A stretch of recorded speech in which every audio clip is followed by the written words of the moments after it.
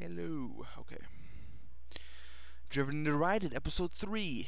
Today I bring you top 3 lists revolving around my favorite show this year, Heroes. If you haven't seen the show, go fucking download all the episodes off of LimeWire or something because it's freaking awesome. Alright.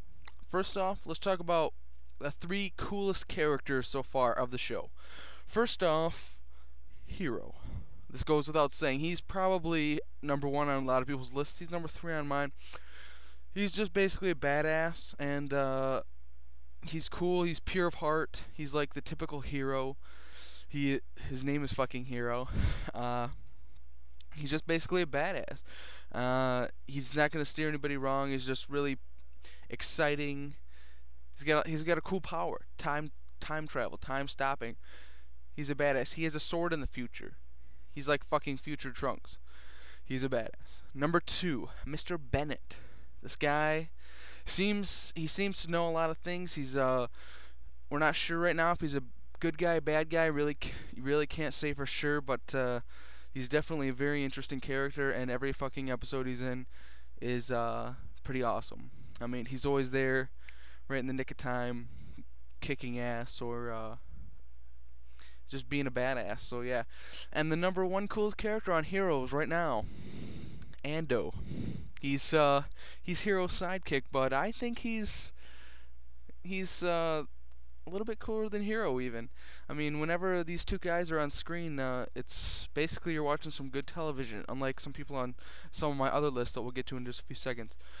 So right now those are the 3 coolest characters. I mean, there's almost all the characters are cool, but right now, anytime those 3 characters are on screen, I'm entertained. Okay? Alright, now the 3 most underdeveloped, underutilized characters. These characters might see a lot of screen time, but for the most part, we don't know too much about them, and they haven't had too much interaction with the other heroes. Number 3, the Haitian. We really don't know too much about this guy. I mean, he's just Mr. Bennett's sidekick, and he can sort of leech out powers. He can sort of cancel out powers, which is really cool. I thought it was one of the most badass scenes revolving the Haitian and Mr. Bennett was on episode 14 when Salar's about to poon Mr. Bennett's wife, and they just bust in the door and fuck him up. And yeah, it's good times. And okay, number 2, Matt Parkman, the psychic cop. I mean, this guy's seen a lot of screen time, but has he once interacted with any of the other heroes? I think he might have during. No, I don't. Oh yes, he did. He talked to the cheerleader and he talked to Peter during that whole Save the Cheerleader episodes. But that was it. Now what's he doing? He's having marital troubles and shit. It's like, get this guy with the heroes, for crying out loud. I mean, what's it gonna take for everybody to fucking meet up and have a conversation? Like, okay, we have powers, we gotta save the world. Let's talk about it, fucking Knights of the Round style. Let's get a round table and let's just discuss about what we can do and shit. I mean, yeah, the guy's got marital problems, but if they do a few more episodes about that, his character's gonna get really boring really fast. And I really like him as a character, and the guy that plays him is one of my favorite actors. So I'd like to see more of him. I'd like to see more utilization of his character as far as the overarching storyline, saving the world. Number 1, Micah Sanders.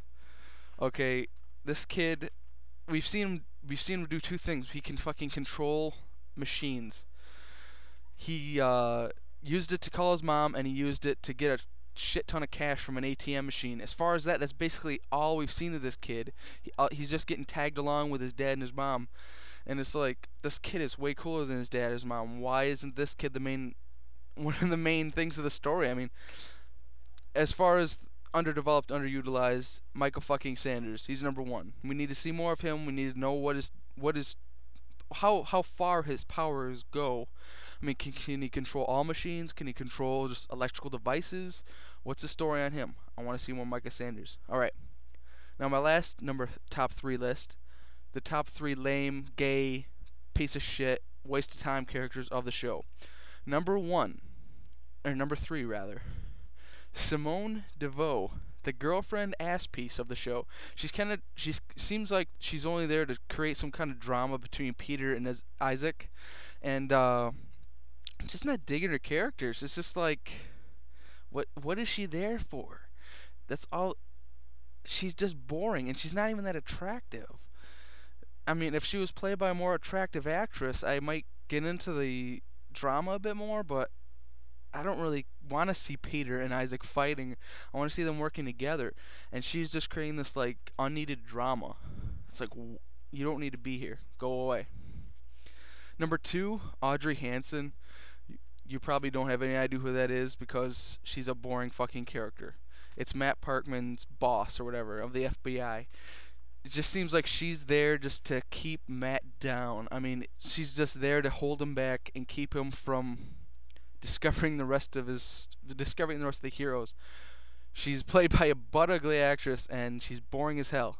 What? Yeah, I'm trying to do a fucking video thing right now. Yeah, maybe in a little bit. Okay. The number 1. Actually, this is a fucking tie right here. The number 1 lame gay character of Heroes is Nikki and Jessica Sanders. Every time this character's on screen, I want to blow my brains out. Okay? We go from a sweet fucking scene with Hero and Ando, and then they switch it over to a Nikki Jessica scene. She's in a fucking mental institution in a padded room. I wish she would just blow her fucking brains out. Her story has not once connected with any of the other heroes except for Nathan Petrelli when she fucked his brains out like a stupid fucking slut. Who gives a shit? D.L. Hawkins is fucking boring too. I mean, he was probably number 4 on the most underdeveloped, underutilized characters, except he's fucking boring too. I've never seen him use his powers in a cool way. I've never seen him do anything cool. And Nikki and Jessica Sanders, the only saving grace. The only reason I won't completely write her off is because I'm very interested in how Peter's powers would react with hers.